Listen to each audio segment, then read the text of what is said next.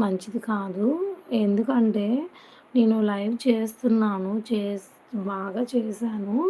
చేస్తున్నాను. రిజల్ట్స్ బాగా వచ్చాయి. ఆడియన్స్ బాగా హ్మ్, అలవాటు పడ్డారని టైంకి పిల్లలకు బాగోపడం నేను లైవ్ అనేది ఆపేశాను. సో, అందువల్ల ఇప్పుడు మళ్ళీ మొదటికొచ్చింది నా పరిస్థితి. సో, ఎవ్వరు లైవ్‌కనేది రావట్లేదు. అండ్ అలాగే వచ్చినా చాట్ చేయట్లేదు.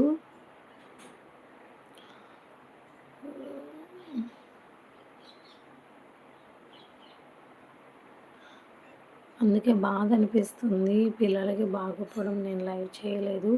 పోనీ ఛానల్‌ని వదిలేద్దామంటే ఇంత ట్రై చేసి మనం ట్రై చేసి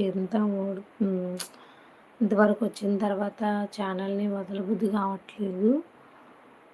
సో, అటుకి ఇటుకి మధ్యనైతే